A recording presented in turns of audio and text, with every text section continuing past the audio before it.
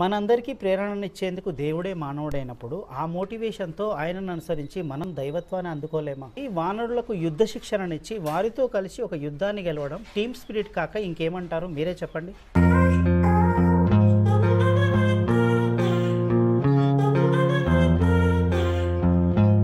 అందరికీ నమస్కారం. తెలుగు థాట్స్ ఛానల్కి స్వాగతం. నేను మీ శ్యామన్మల. ఫస్ట్ ఆఫ్ ఆల్ అందరికీ శ్రీరామనవమి శుభాకాంక్షలు. ఇదేదో శ్రీరాముడి గురించి అందరూ చెప్పే పురాణమే అనుకొని ఈ వీడియోను స్కిప్ చేసేయకండి. ఎందుకంటే ఈ వీడియో మీ అందరికీ మనందరికీ చాలా ఉపయోగపడే వీడియో, ఒక మోటివేషనల్ వీడియో ఇది.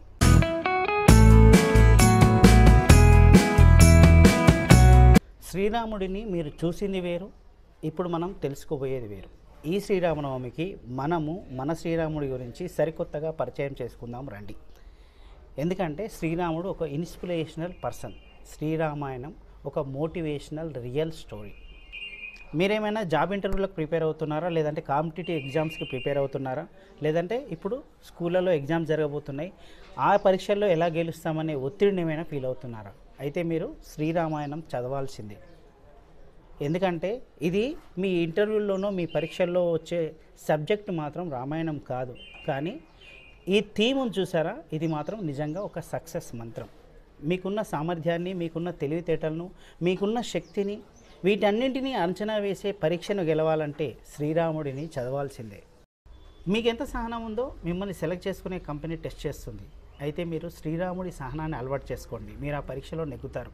ఎందుకంటే 14 ఏళ్ల వనవాసాన్ని కూడా చిరునవ్వుతో స్వీకరించి ఏ ఒక్కరిని ఒక్క మాట కూడా అనకుండా పూర్తి చేసిన శ్రీరాముడి కంటే సహనశీలి ఎవరు ఉంటారు చెప్పండి? మీ కంపెనీ టార్గెట్స్ పూర్తి కాలేదని ఒత్తిడికి గురైనప్పుడు శ్రీరాముడిని గుర్తు చేసుకోండి. ఎందుకంటే దేవతలతో సహా ఇంద్రుని కూడా జయించిన రావణితో యుద్ధం అంటే ఏమాత్రం వెనుకాడకుండా తాను అనుకున్నది సాధించిన వీరుడు శ్రీరామచంద్రుడు. పడవ నడిపే గూఢ్ని ఆలింగనం చేసుకొని ఇటు వానరులైన సుగ్రీవుడు ఆంజనేయుడితో స్నేహం చేసి తనకు చిన్న పెద్ద తేడా లేదని నిరూపించుకుంటాడు శ్రీరామచంద్రుడు. తండ్రినే కాదు, ఋషులను కూడా గౌరవించి ఎవరితో ఎలా మెలగాలో నేర్పిస్తాడు శ్రీరామచంద్రుడు. 14 ఏళ్ల వనవాసం కోసం చక్రవర్తి పదవిని వదిలి అడవుల్లో తిరగడం ద్వారా తన కష్టపడే తత్వాన్ని ప్రదర్శిస్తాడు శ్రీరాముడు. సీతను అపహరించిన రావణుడి వద్దకు ఆవేశపడి వెళ్లకుండా వివేకంతో, ఆలోచనతో ఒక సైన్యాన్ని తయారు చేసుకొని వెళ్ళి రావణుడిని జయించడం మనకు ఒక మోటివేషన్ కాదా? ఎలాంటి పరిస్థితులు ఎదురైనా విచక్షణ కోల్పోకుండా వివేకంతో విజయం సాధించాలని తన చేతల ద్వారా నిరూపిస్తాడు శ్రీరామచంద్రుడు. ఇక అన్నిటికీ మించి వానరులకు యుద్ధ శిక్షణనిచ్చి వారితో కలిసి ఒక యుద్ధాన్ని గెలవడం టీమ్ స్పిరిట్ కాక ఇంకేమంటారు? మీరే చెప్పండి.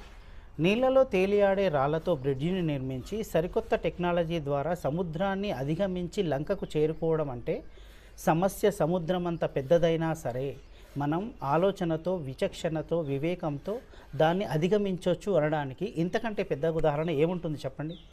ఇప్పుడు చెప్పండి, శ్రీరామాయణం మనందరికీ ఒక ఇన్స్పిరేషన్, శ్రీరాముడు మనందరికీ ఒక మోటివేటర్ కాదా? మనం పడుతున్న బాధలు, కష్టాలు, టెన్షన్లు ఇవన్నీ శ్రీరాముడి అనుభవాల ముందు ఏ పాటివి? మీరే చెప్పండి. మనందరికీ ప్రేరణనిచ్చేందుకు దేవుడే మానవుడైనప్పుడు ఆ మోటివేషన్తో ఆయనను అనుసరించి మనం దైవత్వాన్ని అందుకోలేమా? మన విజయాల ప్రయాణం కొనసాగించలేమా? ఒక్కసారి ఆలోచించండి. శ్రీరామాయణం పెద్దవాళ్ళ పురాణం మాత్రమే కాదు, మనందరి తలరాతలు మార్చే గీత కాలేదా? ఒక్కసారి ఆలోచించండి. ఫ్రెండ్స్, ఈ వీడియోకి ఇంతే. ఇక ఉంటాను ఫ్రెండ్స్. సైనింగ్ ఆఫ్ మీ శ్యామ్ అనుమాల. హాయ్ ఫ్రెండ్స్, నా వీడియోలు కనుక మీకు నచ్చినట్లయితే లైక్ చేయండి, షేర్ చేయండి, సబ్స్క్రైబ్ చేయండి. పక్కనే ఉన్న బెల్ ఐకాన్ క్లిక్ చేసి ఆల్ను నొక్కడం మర్చిపోకండి. అదేవిధంగా కామెంట్స్ కూడా తప్పనిసరిగా పెట్టండి.